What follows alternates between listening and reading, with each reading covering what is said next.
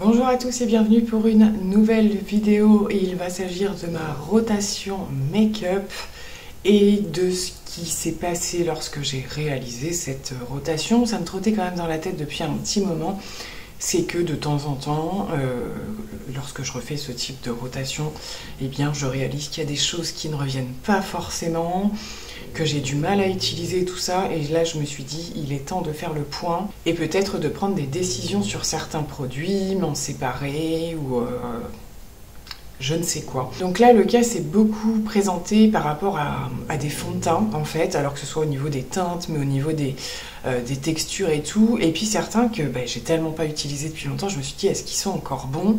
Donc voilà, j'ai commencé à en faire des tests et je vais les faire tout au long du mois pour à la fin du mois pour le coup prendre la décision de ce que je fais de ces produits. Alors ça veut dire que forcément au niveau de certains, il y en a en un petit peu plus grande quantité. Par exemple là au niveau des fonds de teint, je suis à 6, ce qui est absolument pas nécessaire dans une rotation, on est bien d'accord.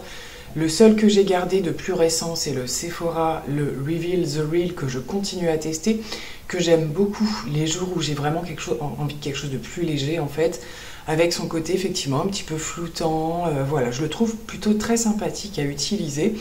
Donc lui je l'ai gardé, mais pour les 5 autres, on est sur des fonds de teint que j'ai pas utilisés depuis longtemps, que peut-être que ma peau va plus les accepter de la même manière aujourd'hui, etc. etc. Alors j'ai ressorti en particulier dans ce sens-là le NARS, qui est le Soft Matte, qui a été un de mes fonds de teint favoris pendant pas mal d'hiver, on va dire, parce que c'est plutôt un fond de teint d'hiver, déjà parce qu'il est plus mat, un petit peu plus vers la couvrance, voilà, mais je l'ai vraiment adoré, il m'a toujours fait un rendu de peau magnifique, mais lorsque je l'ai ressorti, c'était plutôt l'année dernière, hein. Voilà, c'était un petit peu moins, j'ai eu ma peau vieillie et c'est peut-être moins le type de fond de teint qui va me convenir aujourd'hui. Au niveau de la teinte, je sais pas trop encore parce que je suis pas encore complètement à ma teinte d'hiver, donc on verra bien. Mais j'ai envie de me refaire un avis sur ce produit, en plus j'avais galéré à le trouver, donc on verra ça. De même pour le Huda Beauty, alors celui-ci c'est l'ancien... le dinosaure, on va dire, des fonds de teint. Donc il s'agit, je crois que c'est le tout premier fond de teint d'Huda Beauty. Il me semble qu'il était sorti en version un petit peu plus hydratante dans mes souvenirs. Donc je l'ai mis dans ma rotation. C'est ma teinte, hein. Normalement c'est la Shortbread. Je ne sais pas si ce serait encore celle que j'utiliserai aujourd'hui avec les nouveaux produits Huda Beauty. Que j'ai pas réussi à trouver d'ailleurs, je vous ferai un haul très prochainement. Je pensais le trouver, je ne l'ai pas trouvé. Donc je l'ai mis dans ma rotation et je l'ai reposé ce matin pour voir un petit peu. Alors lui c'est aussi par rapport à son âge où je me suis dit quand même faut que je vois s'il est encore bon ou quoi. Écoutez, il n'y a pas une seule odeur, la texture est tout à fait encore la même, rien n'a changé. Oh my god, quand je l'ai appliqué ce matin, alors là vous me voyez maquillée, je veux dire comme d'habitude. Alors je suis toujours malade, j'ai toujours pas une mine éclatante, hein, très clairement. Mais je me suis souvenu de la couvrance, que le fond de teint était quand même un petit peu épais et tout, donc j'en ai mis en toute petite quantité, tout doucement et tout, et j'avais oublié à quel point ce fond de teint est sur moi floutant, filtrant. Voilà, c'est juste qu'il ne faut pas mettre la dose de trop parce qu'après il est un petit peu plus épais sur la peau et qu'on a vraiment l'impression d'avoir trop de matière en fait. Mais de la manière dont je l'ai appliqué ce matin, et j'ai fait un teint complètement crème pour éviter trop de passage de poudre, etc. Alors moi qui me disais je vais peut-être m'en séparer ou quoi, et ça a été le coup de cœur ce matin quand je l'ai revu sur ma peau. Enfin j'étais assez impressionnée, je pensais que ça allait plus être le cas ou quoi. Alors je sais même pas s'il se fait encore ce fond de teint aujourd'hui ou s'il n'existe pas plus que la nouvelle version en fait, je sais pas, je regarderai. Écoutez, je vais continuer de revoir un peu quel avis j'ai dessus. J'ai également sorti, celui-là il est quand même plus récent, le Double Wear d'Estée Lauder. Alors que j'ai gardé dans sa boîte, c'est pas toujours le cas, parce que c'est une merveille ce fond de teint, mais c'est une horreur en termes de packaging. Maintenant ils font la pompe que vous pouvez acheter séparément, parce que sinon vous vous retrouvez avec un produit qui est complètement ouvert comme ça. Voilà, moi j'ai pas voulu prendre la pompe, mais c'est vrai que c'est pas très pratique. Je pourrais le transvaser, bref. C'est un fond de teint que j'ai réutilisé avant de le remettre dans ma rotation. Pareil, parce que voilà, on passe à une saison où j'ai envie un petit peu plus de choses fond de teint avec un effet particulier, et c'est vrai qu'il est magnifique. Il est magnifique ce fond de teint. Pareil, c'est vraiment très peu de produits suffisent et j'adore le rendu. Il a moins ce côté floutant que j'ai retrouvé avec le Huda, mais il me fait une peau vraiment magnifique et un peu repulpée, rebondie. Je l'ai trouvé encore, voilà, je regrette pas franchement de l'avoir acheté même tardivement parce que je l'aime beaucoup. Et je termine avec deux fonds de teint un peu supermarché, comme je vous ai fait sur le thème des vidéos dernièrement. J'en avais pas parlé de ces fonds de teint d'ailleurs dans cette vidéo. Il s'agit chez L'Oréal du Infaillible 24 heures Fresh Wear, que j'ai toujours adoré, hein, mais que je reprends pas suffisamment et je veux savoir exactement pourquoi. Et surtout, c'est surtout celui-là de chez Maybelline, le Super Stay 30 heures, qui est pas si vieux que ça. Alors, il me semble aussi que c'est, je le secoue un peu parce que ça fait longtemps qu'il stagne, c'est qu'au niveau de la teinte, le problème c'est que dans ces marques-là, c'est très rare de trouver pile notre teinte. Je trouve qu'il y a toujours quelque chose qui ne va pas, alors que les produits sont souvent très bien. Chez Maybelline et L'Oréal, il y a des pépites. Donc voilà, pour le coup, j'ai vraiment envie de savoir voilà, ce que je fais de ces produits. Est-ce que je continue vraiment dans l'idée du Project Pan, c'est-à-dire terminer mes produits? Et dans ce cas-là, pourquoi est-ce que je ne les ressors pas plus souvent? Voilà, donc plutôt pas d'objectif, on va dire, ce mois-ci de vraiment aller au bout de ces produits-là, mais plutôt de déterminer si je les garde ou pas et refaire le point sur est-ce qu'on a vraiment encore des pépites qui traînent, qui sont encore vendues aujourd'hui, on va dire, et sur lesquelles on ne regarde pas assez. Affaire à suivre.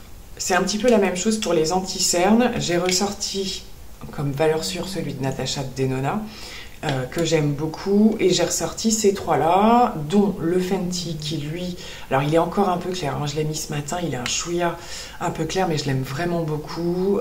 Quand je l'avais acheté, il n'est pas très vieux celui-ci, hein. Voilà, ça avait été un coup de cœur aussi, il est vraiment très sympa à utiliser, et j'ai ces deux-là que je ressors pas depuis mais super longtemps. Donc on a le Forever Skin Correct de chez Dior, ancienne version. Je sais qu'il y a une nouvelle version qui est sortie, alors ça c'est pareil. J'ai du mal à suivre, moi, à force. Je l'ai beaucoup aimé pendant un temps. Je sais qu'à un moment donné, il me marquait un petit peu plus. Donc voilà, pareil, il a vachement d'âge. C'est comme le Anastasia Beverly Hills. Il faut absolument que je décide si soit je les finis, soit je les jette. Mais c'est des produits qui sont utilisés à plus de la moitié largement. Donc la question, c'est voilà, vers quoi on va. Le Anastasia, je pense même qu'il arrive presque au bout. Pourquoi je ne l'ai pas fini? Est-ce qu'il ne me convient plus aujourd'hui au niveau du contour des yeux? On prendra des décisions sur ces deux produits. J'ai fait des petits changements au niveau des bases, mais il n'y a pas grand-chose. J'ai ressorti la NYX Plump Right Back.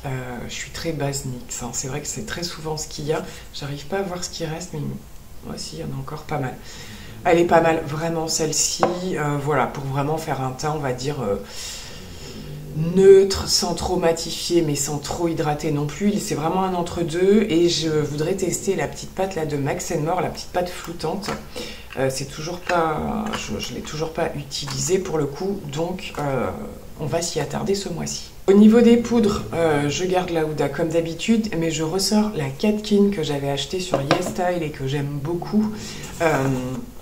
Qui est dans la lignée un peu de ce qu'on voit beaucoup en ce moment, hein, les trois couleurs à mélanger ou pas d'ailleurs, hein, on fait bien comme on veut. Et voilà, ça donne un effet un petit peu multi-correction, et je l'avais vraiment beaucoup aimé cette poudre. En produit poudre, je vous en ai parlé, alors je sais plus si c'est lors de mon vlog où je suis partie quelques jours, oui c'est ça, parce que je les avais utilisés. J'ai ressorti le NYX, du coup je l'ai gardé. J'aime beaucoup ce bronzer là. Le petit blush d'essence que je viens juste d'acheter également pour mieux le tester. J'ai également gardé le petit Yves Rocher prune comme ça à cette saison. Je pense que c'est vraiment le moment de l'utiliser. Il y a également bien sûr le blush de la nouvelle collection de Kiko. Déjà parce que j'ai pas fait, je sais pas s'il va y en avoir une, mais logiquement oui, la vidéo de test de mes nouveautés tout simplement. Donc j'ai pas voulu le tester toute seule, entre guillemets. Je me suis dit, si j'ai le temps de glisser une petite vidéo de test, ce serait peut-être pas mal. Et je ne sais pas pourquoi j'ai eu envie de ressortir des highlighters, chose que je mets, que je mets pas quand j'ai des produits lumineux, hein, bien souvent, mais là j'avais envie au moins de les avoir sous la main et de me dire, bah tiens, pourquoi pas. J'ai ressorti le Charlotte Tilbury, c'est le Glow Glide, dans sa petite teinte champagne, comme ça, c'est celui que je porte aujourd'hui, mais j'en ai pas mis beaucoup, mais voilà. Donc j'en remettais pas trop, j'ai pas voulu non plus d'un coup me remettre à mettre des quantités astronomiques d'highlighter, et le Cookie de chez Benefit, qui lui m'a suivi, mais alors pendant des années, que je l'ai mis, remis et re-remis. Voilà, un highlighter juste dinguissime. Je vais voir si je le reporte. En produit crème, j'ai ressorti mes 2 palettes Make Up Forever. Je vous en avais parlé donc pour le coup, puisque c'est ce qui fait partie de mon kit maquillage hein, principalement, pour pouvoir convenir à toutes les carnations possibles. Et c'est vrai que du coup, comme je les laisse souvent dans mon kit, je les utilise pas énormément. Et là, j'ai envie, parce que y a tout à disposition. Alors, il y en a une qui est très très creusée, voilà, d'avoir été beaucoup utilisée. Et celle-ci, qui l'est encore un petit peu aussi, mais vous voyez, au niveau des blushs, je fais pas mal de tests, de mélange, etc. Et donc, il y a le nouvel encore qui est sorti, j'ai vu ça, une 3e. Pour l'instant, je ne cède pas aux choses, hein, mais c'est vrai que là, j'ai vraiment envie de les matins pressés, pour faire des choses simples, rapides et efficaces. Il y a même eu des jours où je faisais complètement tout mon teint avec, ça fonctionne très bien. J'ai également ressorti le bronzer stick de Rare Beauty, voilà, pareil, lui que j'ai énormément utilisé. J'ai aucun souci, enfin que des trucs positifs à dire hein, sur ces produits-là, ça fait assez longtemps que je les utilise. Le petit Chekiko, que j'ai toujours pas testé non plus, puisque comme je vous le disais, je pense qu'il y aura une vidéo quand même avec mes nouveautés pour le coup. Voilà. Sur la collection actuelle, entre autres, hein, puis j'essaierai de glisser d'autres choses aussi. Pour avoir quand même, en dehors de la palette Make Up Forever, j'ai ressorti en blush liquide celui de chez Shiglam que j'aime beaucoup, qui est une petite teinte passe-partout, bien pigmentée par rapport à d'autres, ça je vous l'avais déjà dit, j'aime beaucoup l'utiliser, très facile d'utilisation. Pour le coup, comme ça, voilà, s'il y a des changements que j'ai envie de faire, que j'ai pas que les palettes non plus, ça va, je manquerai pas de produits, on est d'accord.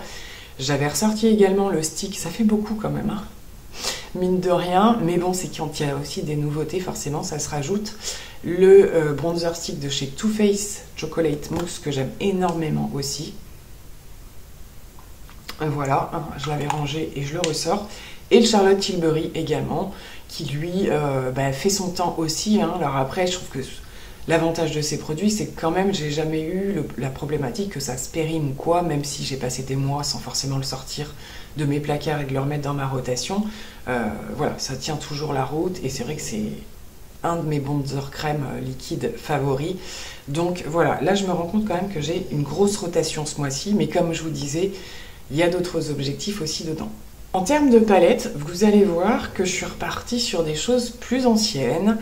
Voilà, je me suis un peu surprise toute seule à vouloir retester des choses et on va commencer par la plus ancienne, la Naked de Urban Decay, avec laquelle je me suis remaquillée aujourd'hui. Une palette qui fait partie des palettes des tout débuts de ma chaîne YouTube. Alors je l'avais achetée déjà d'occasion, hein, je ne l'avais pas achetée neuve celle-ci.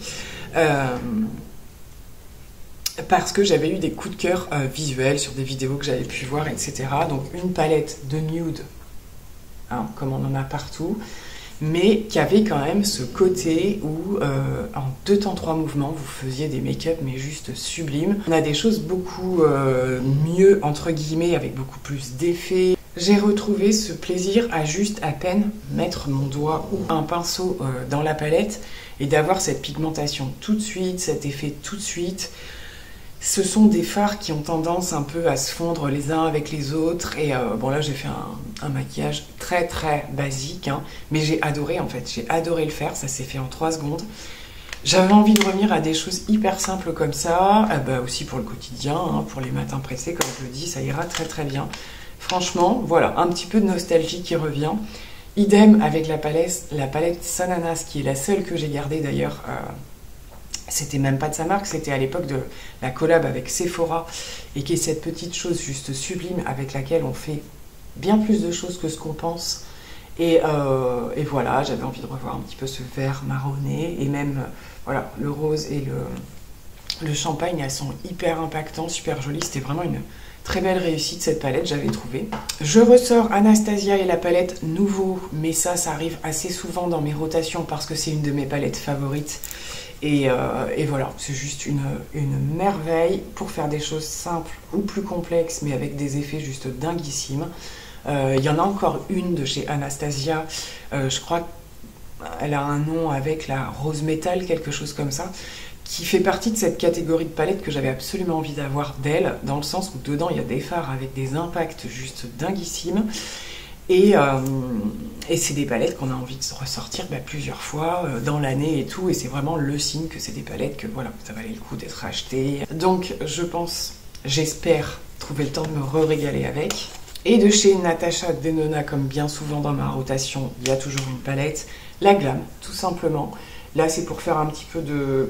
Dans la Naked il y en a aussi, mais voilà, elle queen beaucoup cette palette, histoire d'avoir une palette où il y a voilà, du froid, du un peu plus chaud, enfin pareil, vraiment une palette à tout faire. Hein. Si vous n'avez pas de palette Natasha Denona et que vous posez des questions sur lesquelles, je trouve que la Glam fait partie de celles qu'il faut avoir. Voilà, donc logiquement, avec tout ça, on devrait faire des choses plutôt sympas. Voilà, c'est tout, mais c'est un peu plus important peut-être. Je me rends pas bien compte. En quantité, ça remplit pas plus, mais je me rends bien compte que il va bien me falloir un mois complet pour voilà, faire vraiment le tour des produits que j'ai mis. Alors il y en a d'autres, certains c'est en petite quantité, d'autres un peu plus. J'ai oublié de vous reparler de la poudre Charlotte Bio, avec laquelle je vous en ai parlé quand je l'ai testé avec vous. En fait, tout simplement, je continue de l'utiliser et je l'aime vraiment beaucoup. L'autre jour, j'ai encore fait un maquillage où je voulais un petit peu voilà, flouter le tout et avoir un rendu un peu plus harmonieux. Et elle a franchement tout de suite fait le taf. Je suis assez épatée de cette poudre, franchement. Donc du coup, je pense qu'elle va rester un bon moment dans ma rotation. Donc écoutez, c'est tout pour le moment. Comme je vous disais, voilà, des petites choses à part où je pense que au cours de l'hiver, ce sont des choses qui vont peut-être un petit peu plus arriver parce qu'en termes de quantité, j'ai besoin encore de refaire le point, de refaire de la place et surtout de voir pourquoi ces produits ne se terminent pas et que c'est dommage d'aller jusqu'à la péremption entre guillemets et de les jeter. Mais c'est peut-être ce qui arrivera pour certains, mais au moins voilà, cette fois-ci je veux des réponses sur ces produits qui ne ressortent pas assez souvent. Donc j'espère toujours que ce principe de vidéo vous aura plu. On se retrouve très bientôt pour de nouvelles vidéos. Prenez bien soin de vous. Bye bye.